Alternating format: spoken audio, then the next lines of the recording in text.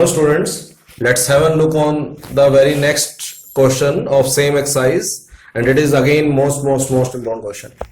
The question is, for what values of a and b the equations x plus ay plus z is equal to 3, x plus 2y plus 2z is equal to b, x plus 5y plus 3z is equal to 9 are consistent, and also find their values for unique solution. तो ये आपको solve करनी है और आपको consistent के लिए ए और बी की वैल्यू निकालनी है. कंसिस्टेंट में दो सब केसेस होते हैं, एक यूनिक और एक इनफाइनाइट. आप दोनों के लिए निकाल रहा हूं मैं सो दैट किसी तरह की कोई कंफ्यूजन ना हो. तो just do care about it. And one more thing, हो सकता है कि जैसे कंटेंट, क्योंकि मुझे से पूरा क्वेश्चन आई ट्राई कि पूरा क्वेश्चन एक बार में ही बोर्ड पे आए सो that you will have a clear cut idea about each and every step of the question. तो कई बार कंटेंट थोड़ा छोटा हो जाता है, तो आप क्या कर सकते हैं, या तो आप लैपटॉप पे पढ़ सकते हैं उसको, या अपने जो अगर मोबाइल स्क्रीन पे देख रहे हैं तो इसकी पिक्सल वैल्यू बढ़ा लीजिए, क्वालिटी बढ़ा लीजिए. बट जब आप मोबाइल स्क्रीन ओपन करेंगे तो यहाँ टॉप 3 वर्टिकल डॉट होते हैं, वहां से आपकी उसको प्रेस करेंगे तो वहां से आपको 320 पिक्सल और 480 पिक्सल और 720 पिक्सल वगैरह किसी भी सेट कर सकते हैं. जितने ज्यादा पिक्सल वैल्यू पे आप सेट करेंगे उतनी ज्यादा क्लैरिटी आपको दिखेगी, तो आराम से आपको हर कंटेंट दिख जाएगा. तो फॉर द टाइमिंग आप ऐसे कर सकते हैं, नहीं तो आप लैपटॉप का ऑप्शन हमेशा ही खुला आपके पास.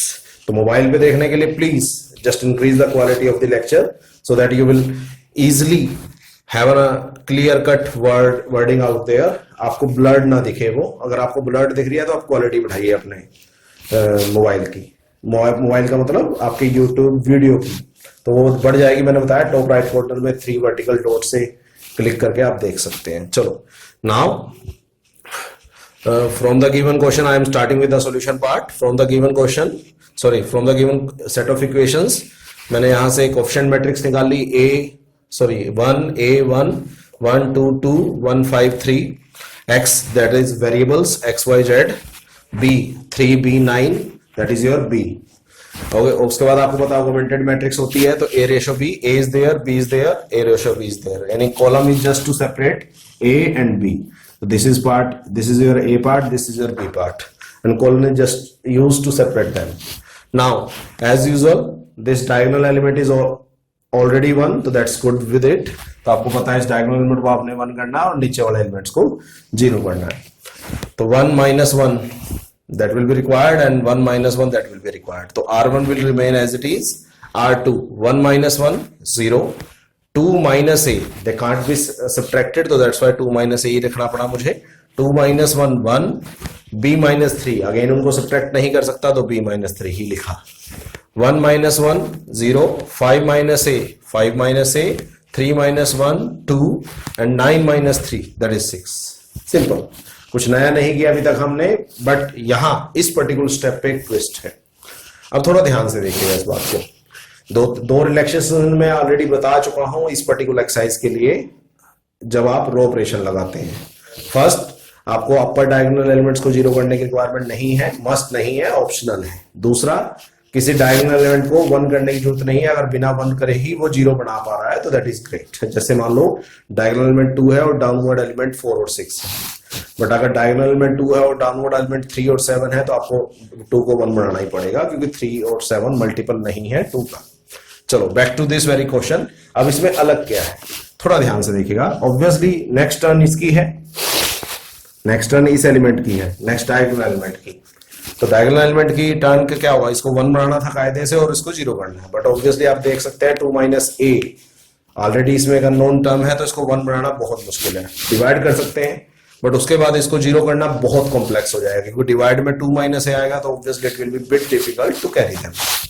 तो अब इसके लिए हम क्या कर रहे हैं, हमें अल्टीमेटली मतलब क्या होता है, जिस इस तरह के क्वेश्चंस में जब आपको अननोन्स की वैल्यू फाइंड आउट करनी हो कि लास्ट रो में जो लास्ट रो बचे, ये लास्ट रो है, जैसे लास्ट रो में सिर्फ अननोन्स बचे, जैसे यहाँ a+1 और 12 माइनस 2 भी बच रहा है, ये मैटर करता है। डजंट मैटर कि a+1 यहां बच रहा है, यहां बच रहा है या यहां बच रहा है, क्योंकि हमने क्या करना है कि अगर मैं तेरी वैल्यू a की वैल्यू -1 कर दूंगा तो तू 0 हो जाएगा, यानी एक तरह से ट्रेड ऑफ करनी है। बट अगर यहाँ 10 छोड़ दिया तो इसकी वैल्यू 0 रहे या नॉन 0 रहे कोई फर्क नहीं पड़ता। तो अल्टीमेटली हमें सिर्फ सारा दारोमदार इन अननोन वैल्यू पे रखना होता है, इसलिए रेस्ट ऑफ द एलिमेंट्स 0 करने हैं हमने लास्ट रो में। तो आप इसको भी 0 कर सकते थे but obviously it is bit difficult, हम इसलिए इस एलिमेंट को 0 कर रहे हैं। तो ये ट्विस्ट है यहाँ पे, इसलिए ये क्वेश्चन मोस्ट इम्पोर्टेंट हो जाता है। मैक्सिमम बच्चे यहाँ आके स्टक हो जाते हैं, यार इसके बाद क्या करें, क्योंकि इसको 1 बनाना बहुत मुश्किल है और इसको 0 ऑब्वियसली उसके बाद उसको 0 करना और डिफिकल्ट होगा, कैलकुलेशन काफी कॉम्प्लेक्स हो जाएंगी तो बहुत ज्यादा मुश्किल हो जाएगा। तो मैक्सिमम बच्चे यहाँ स्टक हो जाते हैं। अभी इसके बाद क्या, तो मेन आइडिया मेन कंसेप्ट क्या है कि लास्ट रो में सिर्फ अननोन बचने चाहिए, बाकी नहीं। तो 5 minus A is comfortable because वो अननोन है, इसके अलावा 2 नहीं होना चाहिए। फिलहाल हम ए पे बात कर रहे हैं, तो ये नहीं चाहिए मुझे, तो मैं इस 1 की हेल्प से इस 2 को 0 कर रहा हूं।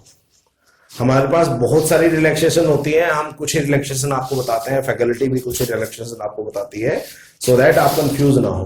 पहले रिलैक्सेशन मैंने यहाँ क्या बताई आपको, यानी इस पर्टिकुलर एक्सरसाइज के लिए कि अबव डायगोनल एलिमेंट आपको 0 करने जरूरी नहीं है। दूसरे रिलैक्सेशन ने आपको क्या बताया कि डायगोनल को 1 भी करने की जरूरत नहीं है, क्यों, बिना 1 करे अगर 0 बन रहा है नॉन डायगोनल एलिमेंट तो दैट इज ग्रेट। तीसरी डायगोनल कई बार हम अपनी रिक्वायरमेंट के हिसाब से तो कई बार मॉडल भी करते हैं क्वेश्चंस को, तो यहाँ इसको 1 बना के इसको 0 बनाना टफ है, तो इसलिए इसको 1 बना के दैट इज ऑलरेडी 1, इसको 0 बनाना दैट इज क्वाइट इजी। तो हम क्या करेंगे, 1 की हेल्प से 2 को 0 करेंगे। तो आप पता है 2 को -2 चाहिए, तो R3 - 2R2, तो R1 will be as it is, R2 will be as it is, ठीक है।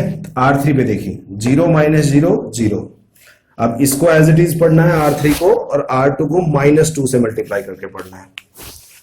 5 minus A is as it is, इसको -2 से मल्टीप्लाई करेंगे तो -4 + 2a दैट इज, तो -5 minus A -4 + 2a, 2 - 2 that will be 0, 6 that is fine, -2b + 6 that is fine again, okay. तो now after applying this very operation and solving this very matrix, I will get first row 1a1 3, second row same 0 2 - a 1 b - 3, third row 5 - 4 that is 1 and -a + 2a that is a + 1, 0 is same and 6 + 6 that is 12, 12 - 2b. So that's how simply on simplifying this very matrices I will get this very matrix. तो मैंने कुछ नहीं किया यहाँ, just simplify किया। अब इसके बाद लास्ट रो में मेरा एम था, लास्ट रो में सिर्फ अननोन बचे, यहाँ सिर्फ ए की टर्म है और यहाँ सिर्फ बी की टर्म है, बाकी सब टर्म्स 0 है, so that I can trade off on these 2 terms. मैं इस पर मोल भाव कर सकूं भाई, अगर मैंने ए की वैल्यू -1 कर दी तो ये इसका रैंक ये 0 रो हो जाएगी, ए की बात अगर मैं करूं ये 0 रो हो जाएगी और इसका रैंक कम हो जाएगा, यानी 2 रह जाएगा। तो just do care about it. तो now I am just moving further.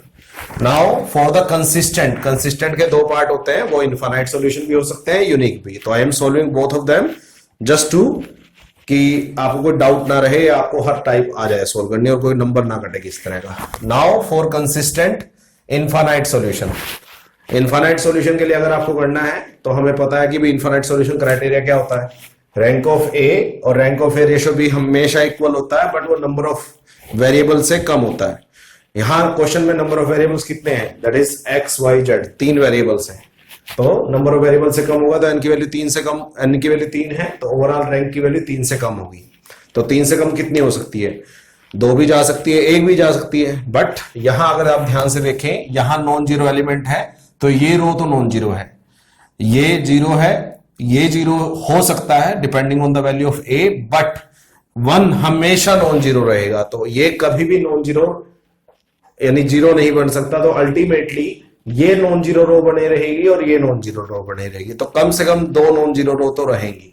ये जीरो और non zero depend on the value of a, तो ये नॉन जीरो रो हमेशा रहेगी, ये नॉन जीरो रो हमेशा रहेगी, तो रैंक 2 से कम नहीं जा सकता।